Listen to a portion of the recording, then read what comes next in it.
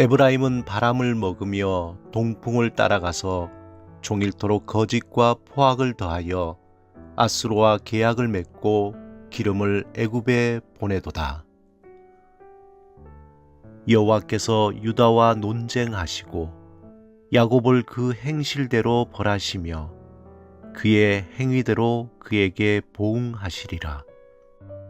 야곱은 모태에서 그의 형의 발 뒤꿈치를 잡았고 또 힘으로는 하나님과 겨루되 천사와 겨루어 이기고 울며 그에게 간구하였으며 하나님은 베델에서 그를 만나셨고 거기에서 우리에게 말씀하셨나니 여호와는 만군의 하나님이시라.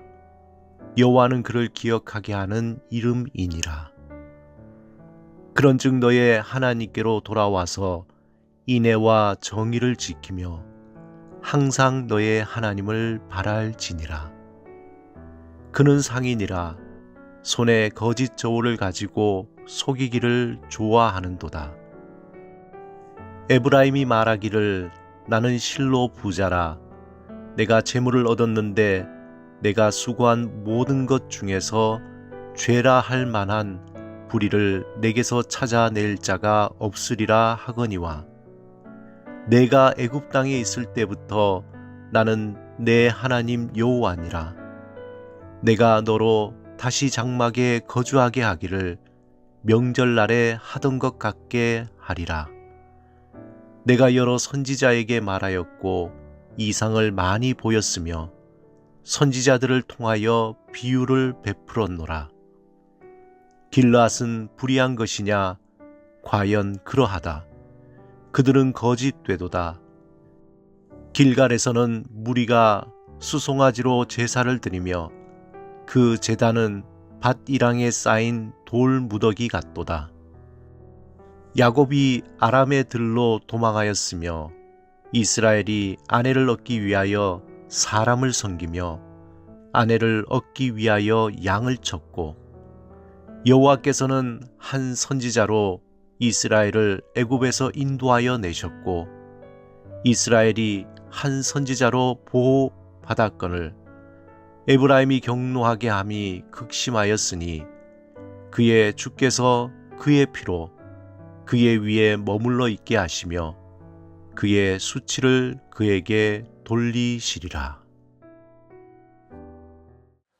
우리가 잘 아는 고은은 3대째 목회자 집안에서 태어난 독실한 크리스찬이었습니다. 그도 역시 목사가 되고 간절히 원했던 신앙이 특심한 청년이었습니다. 그 꿈이 좌절된 후에 그는 그림을 통해서 하나님의 아름다움을 그리기로 결심했습니다. 고은은 그의 일생을 통해서 거부할 수 없는 하나님의 그 숭고함을 표현하고자 했습니다. 그의 처절한 삶의 한가운데서 현실을 치열하게 살아가는 사람들을 삶 속에 그 함께 하시는 하나님의 그 현존을 그림으로 표현하고자 했습니다. 그는 끊임없이 그의 그림을 통해서 그 숭고함을 사람들과 이야기하고자 실험적인 작업을 했던 것입니다. 그 과정 중에 한 작품이 있는데 고의 작품 중에 구두 한 켤레라는 그가 1986년에 파리에서 머무를 때에 그렸던 작품입니다. 이 낡은 구두 한 켤레, 구두는 매우 오랫동안 신은 것처럼 낡아 있습니다. 느낌에 흙도 묻어 있는 것 같고 한쪽은 구두 몫이 접혀 있고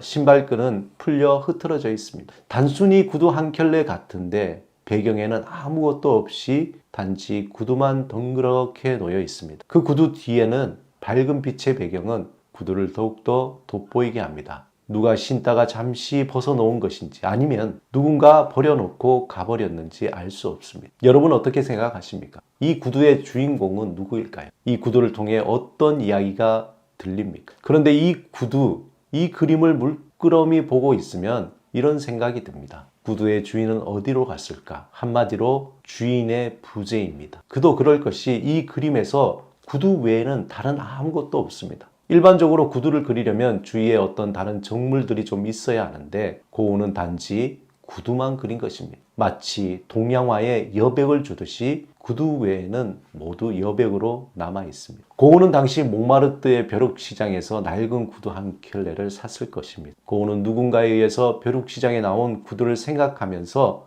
이 구두가 어떻게 나왔을까 혼자 골똘히 생각했을 것입니다. 어떤 가난한 사람이 이 구두를 팔고 생을 이어가려고 했을지도 모릅니다. 아니면 그 주인은 이미 이 세상 사람이 아닐 것입니다. 고우는 그 신발을 사서 신어보고 목마르던 언덕과 파리의 거리를 걸어보았을 것입니다. 또한 그는 그 주인이 누구인지 모르지만 삶을 치열하게 살아갔을 노동자의 삶을 느끼고자 했습니다. 어쩌면 이 세상의 고통에서 벗어나 죽음의 저 너머에 있는 주인의 해방을 느끼려고 했습니다. 어느 날 그 구두를 한참을 보던 고우는 주인을 잃어버린 구두를 통해서 신비로운 하나님의 현존을 경험했을지도 모릅니다. 삶이라는 고통의 바다에서 허덕이며 살아가던 사람들과 함께 고통받고 울고 웃으며 함께했던 하나님의 현존을 경험했을지도 모릅니다. 또 어떻게 보면 하늘 보좌를 버리고 이 땅에 오셔서 고난과 조롱을 받으며 죽음의 길을 걸어가신 예수님의 그 발을 감쌌던 신이라고 생각했을지도 모릅니다. 오늘 본문 6절에 보면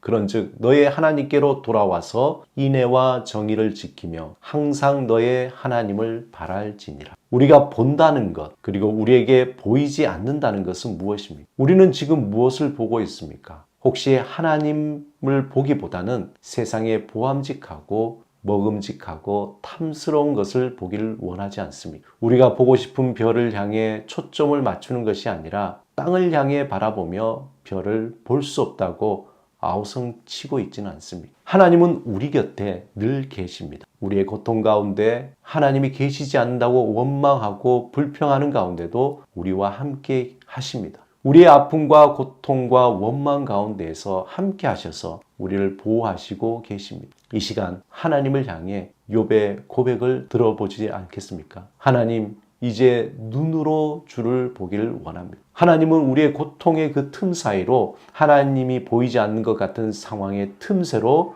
우리를 향해 미소 짓고 우리를 향해 손을 내밀고 계십니다. 그 하나님을 바라보시기 바랍니다. 우리가 하나님을 향해 초점을 맞추고자 할 때에 하나님은 항상 그곳에 계시며 자신의 모습을 보여주실 것입니다. 우리가 그 하나님을 바라볼 때 우리의 삶은 살아나기 시작합니다. 우리의 삶을 새롭게 살아나게 될 것입니다. 사랑하는 여러분, 이 시간 하나님을 향한 시선을 새롭게 하시기 바랍니다. 우리의 시선을 하나님께 고정하시기 바랍니다. 하나님의 인애와 정의를 구하며 하나님을 바라보며 산소망으로 충만한 삶을 살아가는 오늘 하루가 되시길 주님의 이름으로 축원합니다. 이 시간 오늘의 모든 것을 주님께 맡기며 하나님께 기도드리겠습니다.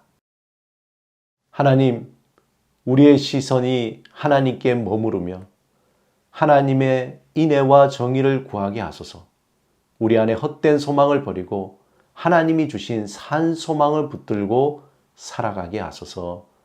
예수 그리스도 이름으로 기도드립니다. 아멘.